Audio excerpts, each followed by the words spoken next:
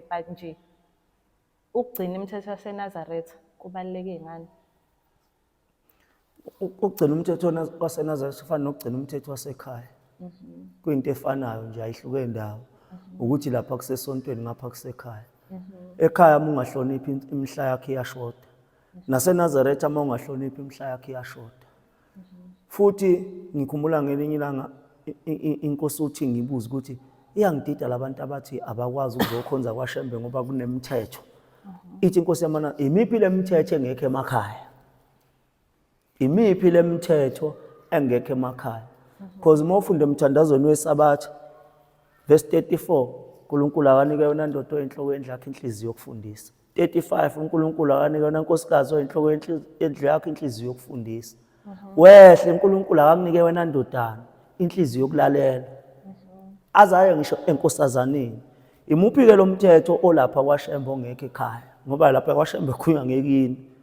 Ukuthi lo mthetho lapha kini wokuhlonipha abazali bakhe wona lo mthetho ozokuthola la esontweni. Ngaphandle umuntu methi ngengikudle ukudla okubandayo ngeSabatha. Phela abanye bagcina bethi eNazaretha imfundiso yakhona wenza kahle, wayechaza waquota futhi encwadini yaseNazaretha ukuthi kuthiwa iyaziswa inhlonipho nokuhlonipha ukwazisa. Lokho akumele sikugcizelele ngoba ku-social media kugcina sekuthiwa lapha eNazaretha ngathi nifundiswa khona ukuba kuhlaza, nifundiswa khona ukuthi, so ngiyabonga ukuthi uquotile encwadini yakhona. Nanokuthi mhlawumbe bashawo ukuthi kubone ngathi bathi thina amaNazaretha silihlaza. Thina lenkolo esikuyona nedala kube ngathi kwabanye abantu silihlaza ngayo. Yingoba sazi noma sinolwazi lwayo ukuthi akubanga inkolo elula. Engeke kube lula ukuthi singavuma ukuthi kudlaleke ngayo ngoba umnikazi wayo noma abanikazi bayo bayisebenzele kakhulu. And imithetho yakhona asifisi ngelinye ilanga kubonakala isishintshile. Futhi ishintsha ngemicabango yethu ngoba inayo umnikazi wayo oyileyayo, oyibekayo ukuthi nawo umthetho wala ekhaya akufanele kube khona umuntu ozohamba ngale kwawo. Siyabonga kakhulu Mr. Celo. So ngifisa ukwazi futhi la ngibuza imibuzo engaziyo vele ukuthi abantu bahlezi benayo. Yeah. Yiziphi lezilwane indaba ezingadliwa lezi, kunezilwane ezingadliwa eNazaretha, kuthiwa mhlambe kunesilwane esithile esingadliwa, warawara for example nje ingulube. Kwenziwa yini indaba engadliwa? Yona sungayifaka ke nezinye mhlambe izilwane ozaziyo na ukuthi ayidliwa and uchaze futhi ukuthi yindaba singadliwa leso silwane. La eNazaretha ingulube ayidliwa ngezathu sokuthi ayihlambulukile. Isona silwane esikwazi ukuzala ingane siphinde sidle. Isona silwane nje esikwazi ukuzala ingane siphinde sidle. Futhi singahlambulukile sinjalo asetshisi. Thina amaNazaretha asivumelekile ukudla into engadabulile insele futhi engetshisi. Yebo zikhona ukuthi zidabula insele kodwa ziyetshisa. Kufanele isilwane sikwenze okukodwa kwalezi zinto ezimbili. Asetshise noma sidabule insele. Izulu esiqinile leso sikhona mhlambe. Esilulanyana izulu mhlambe ukuze sikwazi uku-understand nabangaka mhlambe ake sisho njengenkomo nje. Ubone ngathi lento uma uyibone ngathi ihleli phansi noma ngathi uzothi ngani noma ngizothi iyalala yini. Bese uyibone ngathi iyahlafuna. Isuke yetshisa. Mhlambe ingulube kuphela lengadliwa noma ikhona ezinye? Nenkawu thina amaNazaretha asidli. Iyadliwa inkawu? Bayayidla abanye. Nje ngapha ngakini eshowe iyadliwa. Iyadliwa inkawu aninankinga futhi nayo. Nakhona niyeke ngoba senikhonza uShembe. Kodwa benidla nje ningenankinga. So ngiyancokola ngaze kuthiwa ucere wafika wabeka kabi ishowe. No. Amancoko mama. Kodwa nje inkawu ayidliwa. Inkawu. Ngiyakuzwa baba. So ngicela ungazisa futhi okunye ukuthi inkolo yobuNazaretha inamuphi umthelelo emakhaya, wasiza ngani amakhaya ukuthi nje ikhaya kube nomuntu oyiNazaretha? Ilekelela ngokuthi kulezi zinto thina abantu esiyitshela ukuthi sidala isibuyisela kuzona. Ngobani? Ila kunamanzi khona akwazi ukuthi ancelwe isihlahla. Isihlahla ukuze sithele amanzi siwancela ngeimpande. Lezi impande kushembe asibuyisela kuzo. Yabo, ilekelela lapho ke na kwi-structure nje somuntu. Because inkolo yobuNazaretha kunezinto eyinqabelayo ukuthi umuntu azenze. Eyiningi. Yabo, eyijabulisa abantu kodwa ushembe yena afika inqabe athi leza kuzona. So iyalekelela, kodwa ilekelela kakhulu kunakhona umuntu onenhlanhla. Ngoba kuyenzeka nomunye athi seyilona iNazaretha aphunyuke. Uthi umuntu uphendula into ethize athi omunye usho kanjani ngoba wazi mina ngenza into ethize. Yingakho ke solo silimisile lenhlanhla. Ukuthi inkolo yobuNazaretha iyinhlanhla. Iyinhlanhla kumuntu othe mayifika kuyena wayizwa. Wafisa futhi nokuthi aphile ngayo. Yeah. Siyabafisela nabanye inhlanhla ukuthi inkosi yami ibehlele ngoba ayandele bani. Example nje niyambona ucele gezekile lapha amafutha. Amafutha omusa kanye namanzi abusisiwe kunjalo baba. Sathatha yona leyo. Leyo iyo nje kuphela. Ayikho. Blue Seal pure water. Futhi kushiwo ke futhi kwathiwa the more the merrier. Ikhaya lakacela linezindlu eziningi. Niyambona nje nanensizwa bakithi uNdosi Magayi asuka masuka nje emakhamereni mhlawumbe nawe uzositshela ukuthi hayi ngi-free. Hayi ngiyobuye ngichaze. Kodwa nje kumele nikwazi ukuthi ngugugu lethu akamdlalose ugugu lamanyanda ku-TikTok, ku-WhatsApp ke ku-Facebook ugugu ongekho active. Njengamanje nje just please make sure ukuthi niyasifollowa ku-G-Man Media on YouTube and on TikTok izo-uploadwa i-video. But before sivale la sinombuzo nje wokugcina ngci for uMr Cele sojabulela kakhulu ukuthi awuphendule. Mr Cele sesivala nje baba, ngicela u-advise abantu abathuka uShembe or abathuka uNyazi or abathulka inkolo yobuNazaretha ezehule. Ake ngithi thina noma singebadala esontweni. Asibadala esontweni ngoba le sonto akabi khona umuntu omdala. Mhlambe eku-advising abantu abathuka uShembe. Ngake kuqale kufanele sizibone thina. maNazaretha aphansi kwenkolo yobuNazaretha. Ngoba ngiyakhumbula ukuthi esikhathini esingaphambilini bengekho umuntu ovelame nje athuka uShembe. uShembe bethuka ngenhlamba eyodwa emhlabeni ukuthiwa uShembe wandisa. Yona inhlamba lesithe masivela sikuleli bandla kulokuthiwa nilandela umuntu owandisa. Kodwa namhlanje sesizwe enye inhlamba engaphekwa le nhlamba esasiyazi thina ukuthi uShembe wandisa. Futhi inkosi yamaNazaretha inyanga yezulu okwathi ngoye-93 yaluleka amaNazaretha yathi phumani ngeinkalo zonke niyokhuza abantu ukuthi abayiyeke lento ngoba umuntu owayisho usenkingeni namanje. Loyo muntu owayisho yathi inkosi yamaNazaretha uyoyithola intethelelo mhla kwaphela abantu abasho leyo nto ukuthi uShembe wandisa. Asazi-ke kulabo abamthuka manje ngalezi inhlamba abamthuka ngazo ukuthi labo icala liyophela embili kwesikhathi esinganani. Ngoba leli elikhona manje elisaliwa namanje mhlawumbe beku-2000 kodwa uNyazi belisanda ukuhlala mhlawumbe la ko-13-14 mangabe ngingekho mistaken bafikile abesifazana ababili bephethe izinkabi ezimbili bephethe izinkabi ezimbili bezenkosini yamaNazaretha bathi bazocela intethelelo yalo baba owathi uShembe wandisa. Yathi inkosi yamaNazaretha lowo namanje abathathe lezi zinkabi zabo bahambe nazo ngoba intethelelo yalo ayikabi khona. Uma ubheka lento enzeke kuBhombela ngo-1935 siku-2025 manje. Mangathi wasibale leyo period from 1935 kuphuma lento uBhombela eKhothama emzini waseMkhayideni. Kuthiwa bathi ke laba bashona bamxebhayo bathi kwakusenhlangakazi. kodwa thina sivele kuthiwa ubhombela wakhothamela emzini wasemkhayidini. So uma ubala from i-period of 1935 to 2025 kuthiwa into ethelela ayikho. Kusho into enzima. So kulaba abakwenzayo ngoba bakhona abakwenzayo abakuyeke bangalandi iqalekiso nabo abangazi ukuthi bayoyigeza kanjani.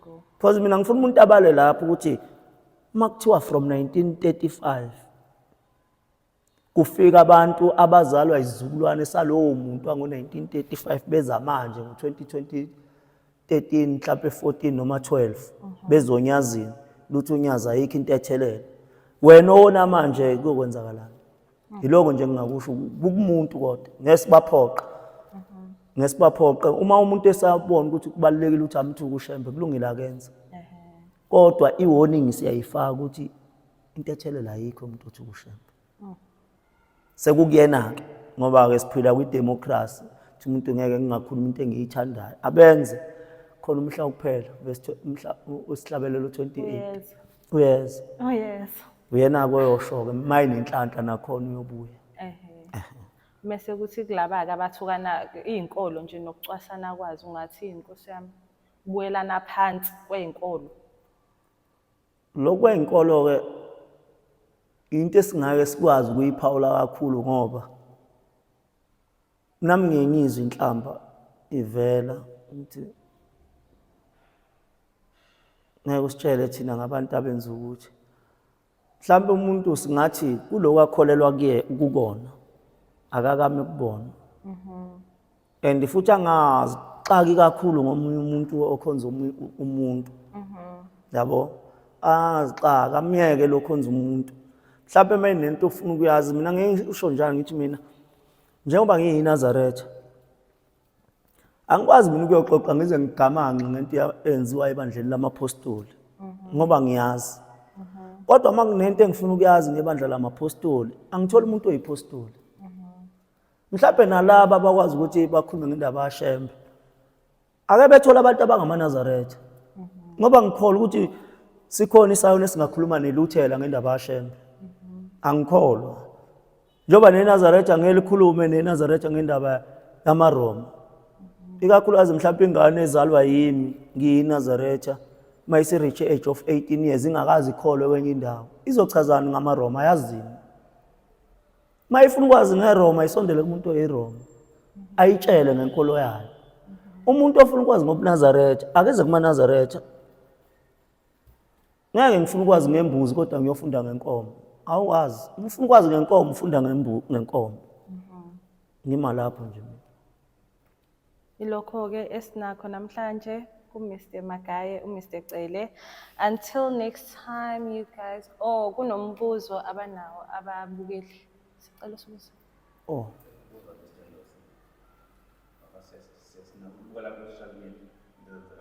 Ba.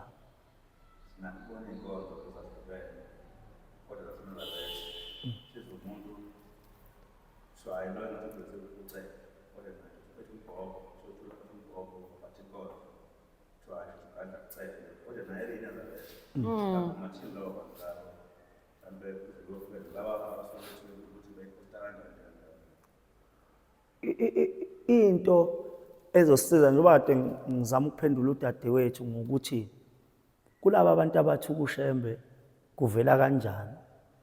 Namanje mangingathiwa kuyenzeka uCele azwakala ebamba umbhobho egadle komunye umuntu.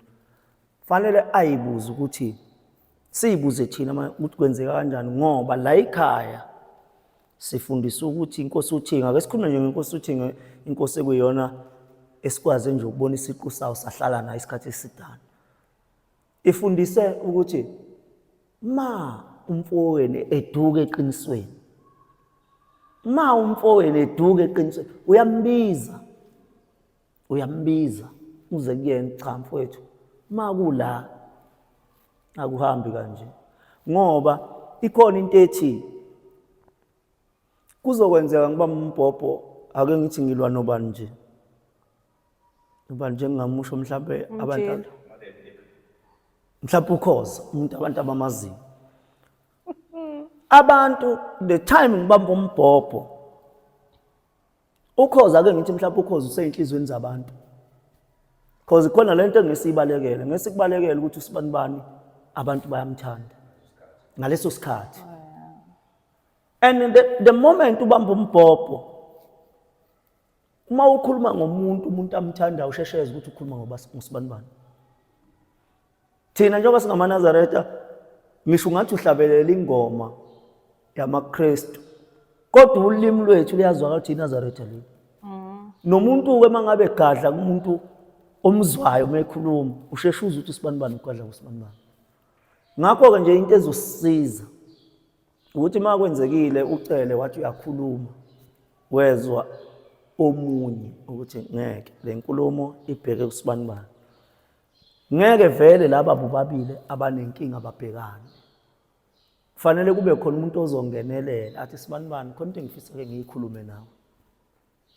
ngizwe kanje kodwa emoyeni wami angavezi ukuthi yena ufuna ukukhulumela bonke abantu emoyeni wami ngibone ngathi uphendula inkulumo kaSibanibani kungabi khona into enenza nangabona ngasolini because ngisho eBhayibhelini masiya kule encwadini kaMateyu 18:18 isho njalo ithi nxa umfowenu ephambuka wothola omunye nihlangane kulungiswe leyo nto akulona ibandla lelo ukuthi sihambe sichukuluzana sidonsisana ngalo ibandla lokuthi mangiphambukile ungibize ukuthi asilungise leyo nto ngokwemfundiso ke yakuleli bandla hayi le yami yokufika nemicabango yami leli bandla lihamba imicabango yomuntu hamba nje ngomthetho walo nomthetho walo esifisayo futhi ukuthi wonke umuntu ahambe ngomthetho walo ngicabanga ukuthi ileyo kuphela imibuzo esinayo namhlanje besihleli noMr Magayi thisha wenhlanzeko umkhwenyana wengane bakithi njengoba ngishilo nje ngathi odadewethu uma ngabe qha uMr Magayi uthe Ngona la ngingadlile namhlanje. Niyenze leyo phela i-icebreaker. Until next time guys, ngizosijoyina la ku-Jimin Media. Sisazophinda futhi sibe nabo bhuti bethu because I'm sure miningi imibuzo enisazoba nayo.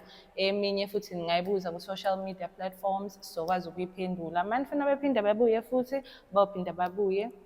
Until next time you guys, igugu lamanyanda. Peace. Sharp. Mhlawumbe sesivalelisa nje. Ngiyafisa esizweni sakithi. Esizweni sakithi sisonkana ukuthi ake sibe nalento yokuhloniphana. Hloniphana ayikho into ebuhlungu njengalesi siyibonayo. Sikhuluma ngalento manje sesiphumile kule enkolo ke sikhulume nje ngabantu. Ayikho into ebuhlungu njengalesi siyibonayo. Kuphela odadewethu kuphela abafowethu ngaphansi kwegama lothando. Lapha eMawesivili kunabafowethu abahleli khona. Abahleli ngaphansi kwegama lothando. Ucele wathi ngoba uyasebenza wathatha imali wabona nangumamdlalo ukuthi umuntu ongathi bangalakha ekhaya ndawonye. Wayesethi mntakwethu yini mhlawumbe into oyibonayo empilweni ongaphila ngayo. Wayesemelekelela. Mayisemelekelelo siyamjikela. Sekuyajahwana ke manje abafowethu bahlele emajele bahleli ngaphansi kwegama lothando. Ngakho maye khona umfowethu okwenzayo ukuthi afundise umuntu wesifazane futhi ekhona umuntu wesifazane okwenzayo ukuthi afundise owesilisa. Akazi ukuthi ukwenza out of uthanda akakwenzi ngoba enenhloso zokuthi uyambamba. Asiyifundisaneni lento ngoba kusasa sizogcina singenabo abantu esikwazi ukubasiza ngenxa yefee. Umuntu nje especially umkakho noma uma wengane yakho uwabona amanidi ukuthi msize kodwa ungamsizeli ukuthi ufuna ukumbamba ukuthi akuthande ngenkani ngoba kuzokusebenza kanjalo. Mangabe ubona ukuthi umsizeli ukuthi ufuna ukuthande manje ungamsizi ngoba kusiphethe kabi ukubona abafowethu bephelele emajele. Ngenxa yothando. Kusiphethe kabi futhi ukubona odadewethu kunemlindelo sebebulewe yithi ngenxa yothando. So nje uthando alingabi nento ezithiza kube uthando luyimele. Siyabonga. Manisiphi imali siphe nje cela. Hayi imali uyiphi umkakha uyiphi intombi. Sizivala yini imali iphi umkakha intombi siyabonga. Nisonela abafana papa yini.